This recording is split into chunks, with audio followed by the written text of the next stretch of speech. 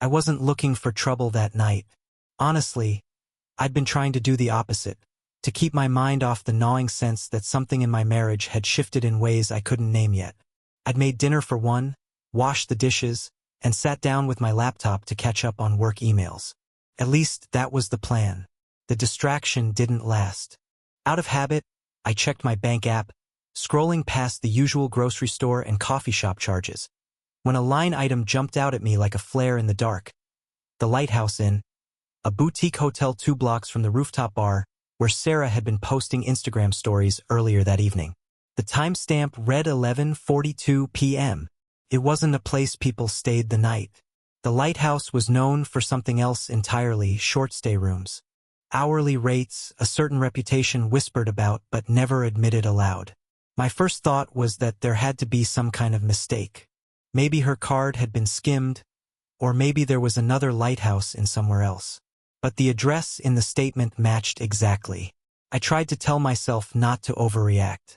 People do strange things with friends sometimes. Maybe it was a group. Maybe she'd been tired, needed a place to rest before driving home. But my gut wasn't buying any of it, and my gut had been growing louder lately. I opened Instagram and scrolled back through her stories from that night. She'd been at the rooftop bar around 9. String lights overhead, skyline in the background, a half-empty martini glass in her hand.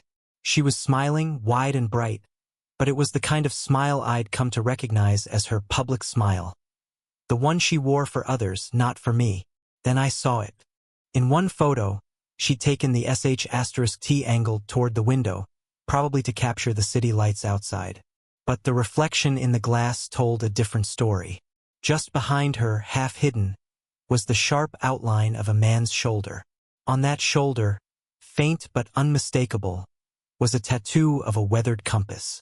I'd seen that tattoo plenty of times before. At barbecues, during old stories Sarah swore were completely in the past. It belonged to her ex. I stared at the image, zooming in until the pixels blurred. There was no question. It was him. My mind started racing, dragging up every odd moment from the past few months. The vague explanations about running into people after work, the way she tilted her phone away when I walked into the room, her sudden bursts of energy when she was going out compared to the flat disinterest when we were alone together. The rest of the night passed in a kind of suspended animation. I didn't text her. I didn't call. I just sat there in the living room, the quiet pressing in on me, the photo still open on my phone, knowing that no matter what she said later, this would not be something we came back from. She walked into the kitchen the next morning like nothing had happened. Keys and phone clattering onto the counter, humming to herself as she reached for the coffee filters.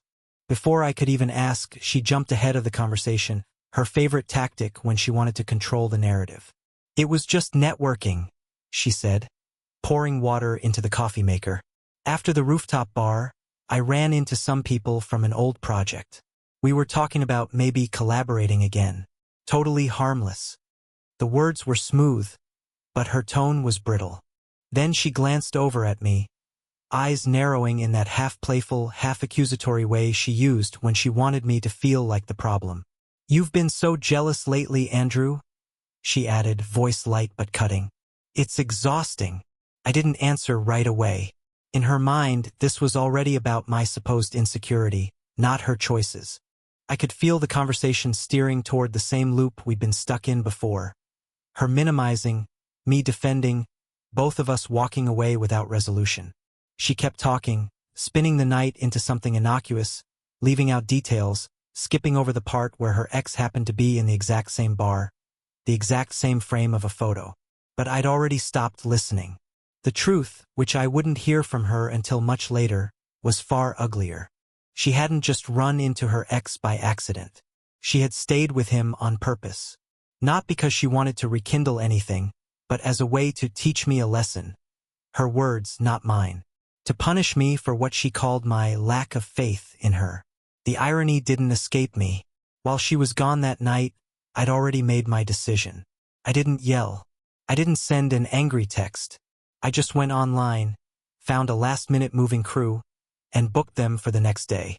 They worked quickly, carrying out boxes, rolling up rugs, stripping the apartment of the life we'd built there. I kept only what was mine, what I wanted to carry forward. By the time the movers were done, the place was almost hollow, walls bare, shelves empty. The echo of footsteps replacing the usual clutter of our shared space. On the kitchen table I left one thing, an envelope. Inside was a single piece of paper with a date, a time, and the location for our last conversation. No explanations, no accusations, no demands for her side of the story. Just the certainty that I wasn't going to keep playing the role she'd assigned me.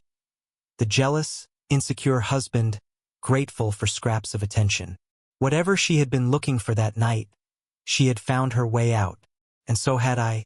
I drove north before sunrise, the highway unspooling like a quiet apology. My brother kept a simple place on the Maine coast, cedar siding, salt-stiff flags, a porch facing the gray Atlantic. When I texted him asking if I could crash, he sent back one word, keys. I found them tucked under the chipped buoy like always. The place smelled like coffee grounds and engine grease from the skiff in his shed. It didn't smell like our apartment, which still carried Sarah's perfume and the stale hush of arguments we pretended were just stress. I told myself I'd sleep, but my head wouldn't idle. I brewed coffee strong enough to stand a spoon in and spread a legal pad on the kitchen table. If last night proved anything, it was this. I had to stop letting the story come from her mouth. I needed my own record. I wrote signs across the top in block letters and drew a line down the middle. Left column, what happened. Right column, what she said it meant. I promised myself I wouldn't edit. No soft focus. No benefit of the doubt I hadn't earned. First entry, location services, April. She turned them off to save battery during a weekend conference in Providence, then forgot to turn them back on for 5 weeks. 5. When I asked about it, she laughed and asked if I needed a babysitter to feel safe. I wrote the quote verbatim because it stung then and still did. Second entry, the second phone. She said it was for work chats, a trial device from a vendor, temporary. It started showing up in odd places. The bathroom windowsill when she showered, the pocket of a jacket she never wore around me. Once it buzzed on the counter and the preview said, "See you at the usual?" Her palm slapped over the screen like muscle memory. Third, sudden weekend business travel. She'd leave Saturday morning and return late Sunday, coming home with nothing but a half-drunk bottle of airport water and an explanation about client breakfasts that somehow lasted past dinner. Receipts didn't match cities.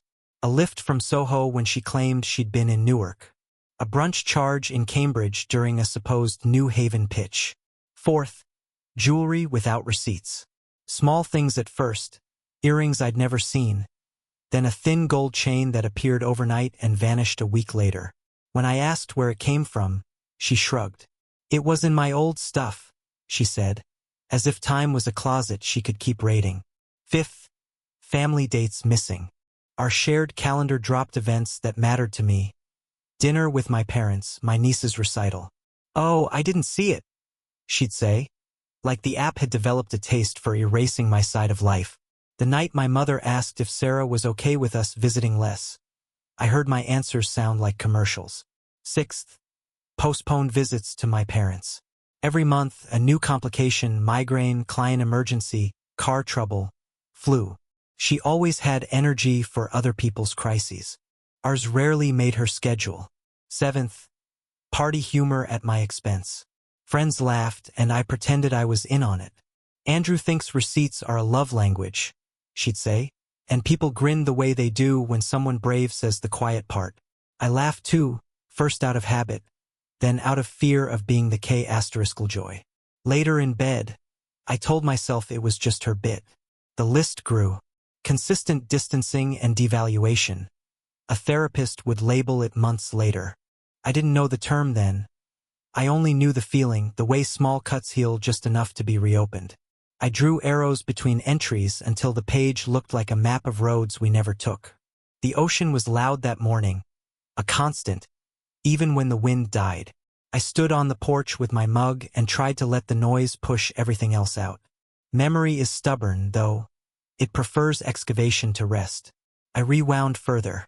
The first year was confetti moments. Cheap wine on moving boxes, bodega flowers in a jar, the way she learned my coffee order and recited it like a line from a movie. Even then, I ignored things. The way she made big promises when people were watching and downshifted in private. The way apologies came wrapped in compliments so you felt rude for opening them. Back at the table, I opened a fresh page, defining moments. The night her car died, outside a bar 3 neighborhoods from the one she said she was at. The mystery conference badge I found in the laundry with a different last name printed on it. A printing error, she'd said, as if printers invented aliases. The morning her coworker texted me by accident because our names sat next to each other in her favorites, and the message read, "Tell him whatever. He'll fold." Fold. I let the word sit until the page blurred. I'd been folding so long I forgot what a flat no sounded like in my voice. Around 10, my brother called to ask if I'd found the heat. I said I was good. He didn't push. He never has. He knows the difference between a man who needs advice and a man who needs permission to admit he already knows. I opened the drawer by the sink and found a coil of old nautical charts. Shoreline, inlets, soundings. You can hold a world in lines and still miss the squalls. I traced the route we took as kids out to the Bell Buoy and thought about how we learned to read chop before it read us. Back at the table, I added a section, explanations. I wrote down her scripts because naming them made them smaller. You're paranoid. You've been distant. It was a misunderstanding. It's just work. You know I hate feeling caged. Each one a key to a room where I apologized for asking why the door was locked. At noon I ate a sandwich standing and kept going. I pulled **TS from old texts, printed bank statements, and highlighted those tiny flecks of truth you only catch when you stop letting someone else arrange the lighting. A cash withdrawal near the hotel where she never stayed. A duplicate Uber at 2:11 a.m. On a night she put her phone on airplane mode to sleep. The pattern didn't scream. It hummed, steady and low, like the generator in the shed that never fully turns off. By afternoon, the table was a topography of our last 2 years. Receipts, dates, arrows, sticky notes layered so thick the wood disappeared. I wasn't building a case for court. I was building a case for myself so that when she called me dramatic or unforgiving, I could point to the map and say, "This isn't drama. This is coastline you kept insisting was a mirage." The sun slid west, and the water shifted from slate to hammered tin. I finally put the pen down. My hand ached. My heart did too, but not like the night before. The ache felt organized, like packing bruises into boxes. I stacked the pages, wrote the date on top, and slid them into a folder. It wasn't revenge. It wasn't even armor. It was just the truth on paper, mine to keep whether she ever recognized it. When the sky went pink, I walked down to the pier. A lobster boat rumbled past. The captain lifted 2 fingers in that small coastal salute, respect without intrusion. I lifted my hand back. The tide was turning. You could see it in the lines going slack, then taut, then settling into a different pull. That night, in the spare room, I slept with the window cracked and the folder on the chair beside the bed. Between the gulls and the rusted wind vane, I let the past play straight through without pausing to make excuses for it. Every denial I'd swallowed, every suspicion I dressed as concern, every boundary I traded for a peace that never arrived. I set them in order like markers on a chart. Morning came gray and clean. I knew exactly where I was and, more importantly, where I wouldn't go again. It happened on a Tuesday, the kind of day that starts out dull and ends up changing the shape of your life. We'd agreed to do a joint video session with the couple's therapist Sarah liked. Something she'd suggested after I moved out to my brother's place. "We should have a professional in the room so you don't misinterpret me," she'd said.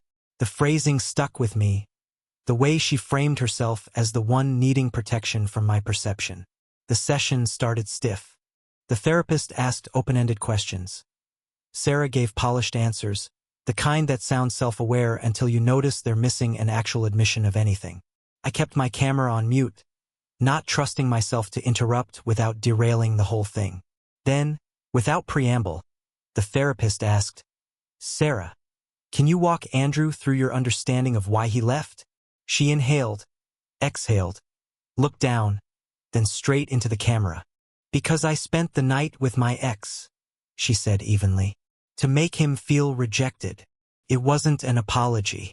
It wasn't even framed as a mistake. It was cause and effect. You did this, so I did that. The therapist blinked, clearly caught off guard. I just stared, my screen suddenly too bright, her face a collection of pixels I couldn't reconcile with the woman I married.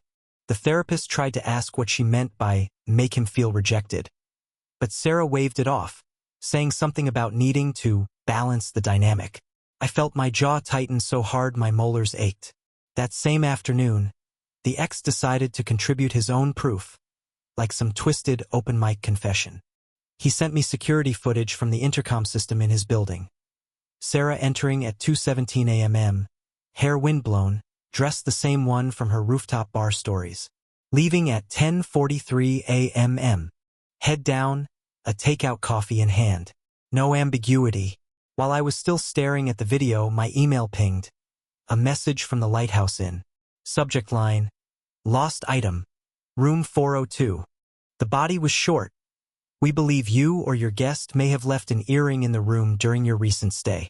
Please reply with an address for return. Attached was a photo of the earring. Gold, teardrop-shaped, identical to the pair I'd given her for our anniversary 2 years ago. It was almost funny how the universe lined up all the proof in a single day, like it wanted to make sure I couldn't crawl back into doubt.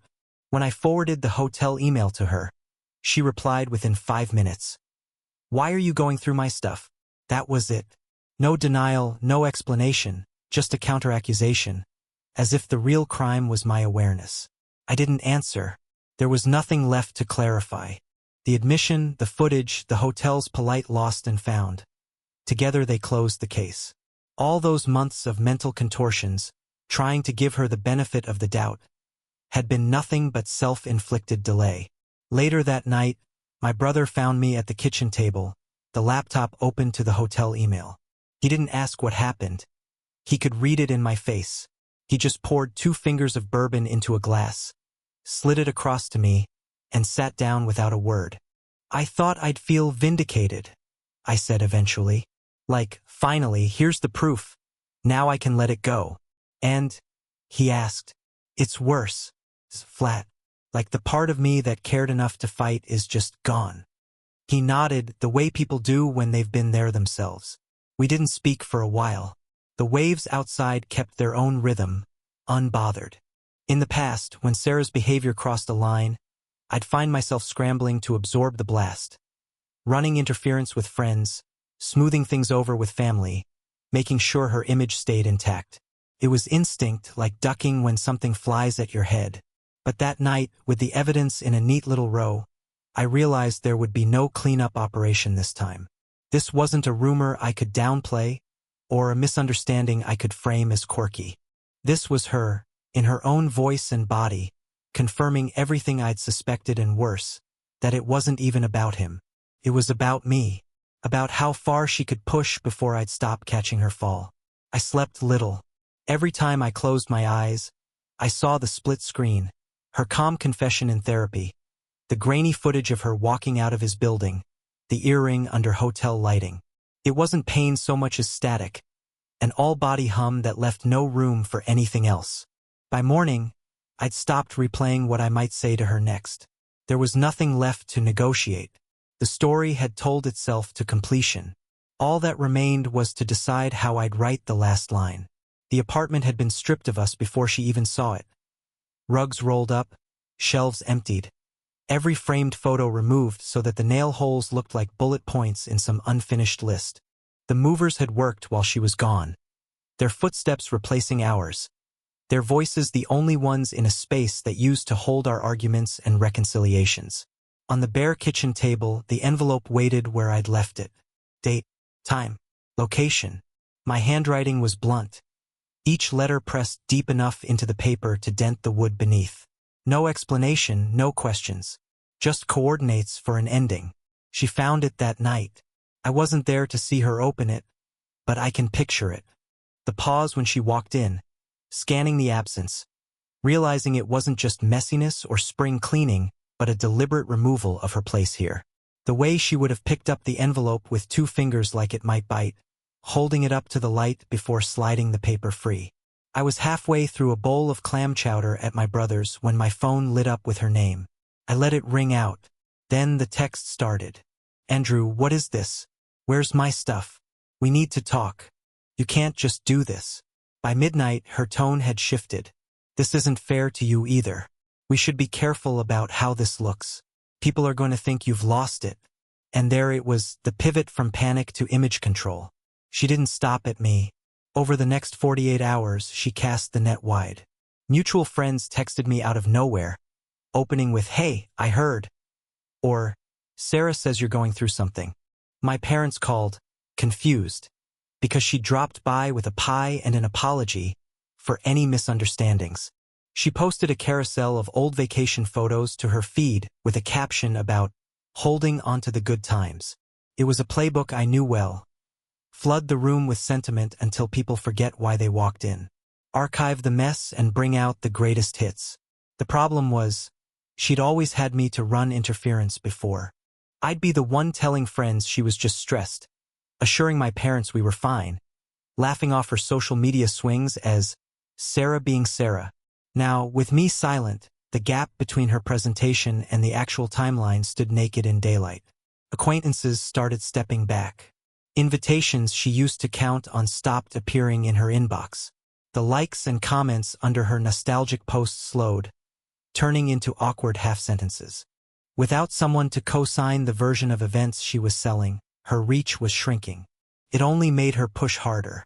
She showed up at my brother's place once, uninvited, standing in the driveway with a box of muffins and a shaky smile. "Can we just talk like people?" she asked. I told her we were already talking like people, just not the kind she could charm anymore. She left without opening the box. A day later, a mutual friend forwarded me a voice message she'd sent him. "Andrew's been under so much pressure. He's not himself right now. I think he's making choices he'll regret." I didn't respond. What was the point? She'd turned her panic into a public relations campaign, and the only winning move for me was no longer playing. The more she tried to manage the fallout, the clearer it became that control had never been about truth for her. It was about optics, about keeping enough of the stage dressed so no one saw the trapdoor she'd built underneath. At my brother's, the rhythm was slower. Mornings were coffee and the low hum of the baseboard heater, afternoons filled with small repairs, replacing the warped trim around the porch door, sanding the rail until the splinters were gone. He let me work in silence. The only time he mentioned Sarah was when the phone rang and I didn't answer. "You don't owe her your ears," he said. Still, the messages kept coming. A screech *T of some old email where I'd called her my anchor, captioned, "Remember this? We're worth saving." A photo of the cat we'd fostered for a month, with "even she'd want us together." I deleted them without reading past the first line. It was strange. For years I'd thought the worst thing would be losing her. Now, watching her flail against the vacuum where my reactions used to be, I realized the worst thing for her was losing the audience. And I wasn't interested in being her stage again. By the end of the week, she'd resorted to tagging me in old photos. Anniversary dinners, birthdays, the trip to Nova Scotia where it rained 4 days straight and we pretended we loved it. Each one was paired with captions about working through storms or finding your way back. People commented with heart emojis and "You two are perfect together," not realizing those moments were already long dead when the shutter clicked. I didn't correct them. Silence, I was learning, can be louder than any defense. One night, my brother and I took the skiff out past the breakwater. The moon threw a path across the water, and for the first time in months, I felt the muscle between my ribs loosen. "You're quieter," he said. "I think I'm done being the counterweight," I told him. Back on shore, I checked my phone out of habit. One new message from her. "We can still meet on the 12th. I'll bring the things you left. No hearts, no guilt, no curated nostalgia. Just logistics." It was almost disappointing in its simplicity, until I realized that maybe, finally, she'd run out of ways to spin the story. The panic had burned through its fuel.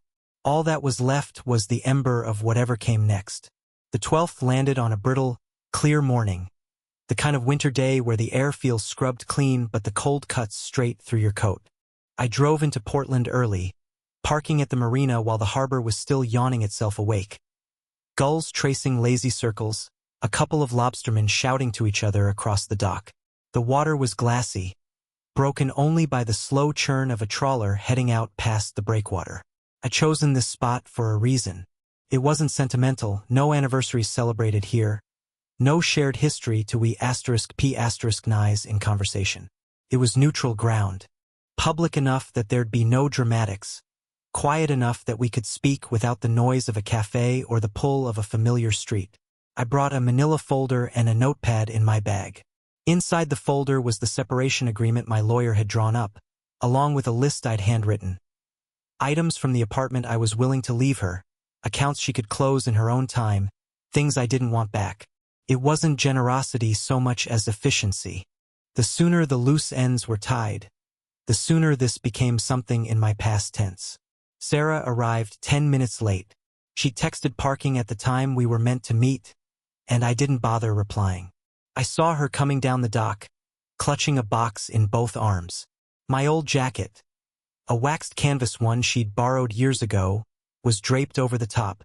She dressed like she was meeting an old friend for lunch.